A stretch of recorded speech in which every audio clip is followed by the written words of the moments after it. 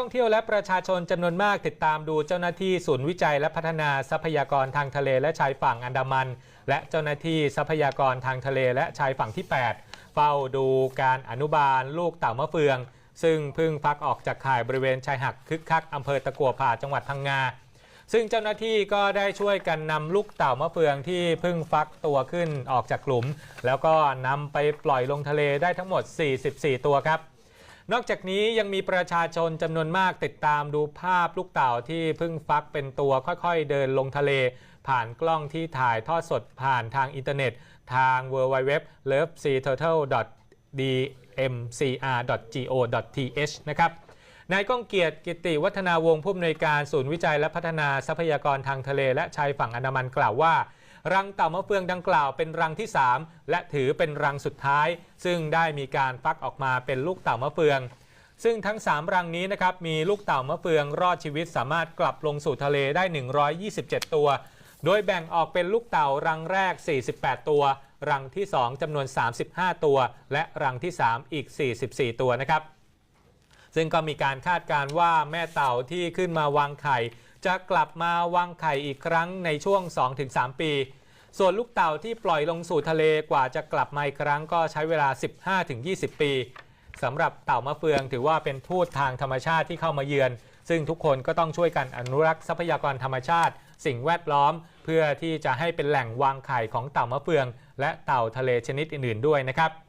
นอกจากนี้ยังพบว่าภายหลังเจ้าหน้าที่เข้ามาดูแลหลังเต่าวางไข่ก็ทำให้เต่ามะเฟืองมีอัตราการรอดชีวิตมากกว่าปล่อยให้ฟักเองตามธรรมชาติที่ไม่ได้มีการรับการดูแลนะครับ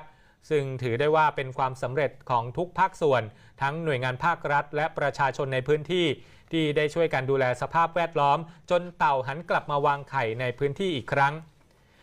ด้านดร.ธรดำรงนาวาสวัสดิ์นะครับนักวิชาการด้านทะเลและสิ่งแวดล้อมก็มีการโพสต์ข้อความใน Facebook เรียกร้องให้ทุกคนช่วยกันดูแลสภาพแวดล้อมทางทะเลลดการใช้พลาสติกเก็บขยะพลาสติกออกจากทะเลและชายหาดทุกครั้งเพื่อเพิ่มโอกาสที่แม่เต่าจะกลับมาวางไข่ซ้ำในอนาคตและเคยให้ความเห็นว่าก่อนหน้านี้ครับแม้ว่าจะไม่มีการพบรังเต่ามะเฟืองมากว่า5ปีแล้วแต่หากยังสามารถรักษาหาดทรายให้สงบสะอาดและปราศจากการรบกวนโดยเฉพาะพื้นที่ที่อยู่ในความดูแลของอุทยานแห่งชาติเขาลำปีหาดท้ายเหมืองและชายหาดใกล้เคียงตั้งแต่เขาหลักจังหวัดพังงาไปจนถึงหาดไม้ขาวจังหวัดภูเก็ตซึ่งก็ถือว่าเป็นแหล่งวางไข่ของสุดท้ายนะครับของเต่ามะเฟืองในประเทศไทยนอกจากนี้ปรากฏการกลับมาของลูกเต่ามะเฟืองยังนำมาสู่การร่วมกันลงนามในปฏิญญาอนุรักษ์เต่าแห่งทะเลแห่งประเทศไทยนะครับของภาคธุรกิจเอกชนและภาครัฐโดยมีรัฐมนตรีว่าการกระทรวงทรัพยากรธรรมชาติและสิ่งแวดล้อมพร้อมด้วยผู้ราชการจังหวัดพังงาจังหวัดภูเก็ตมารวมตัวกันเพื่อที่จะร่วมมือกันปกป้องดูแลแหล่งอาศัยและวางไข่ของเต่ามะเฟืองในระยะยาวอย่างต่อเนื่อง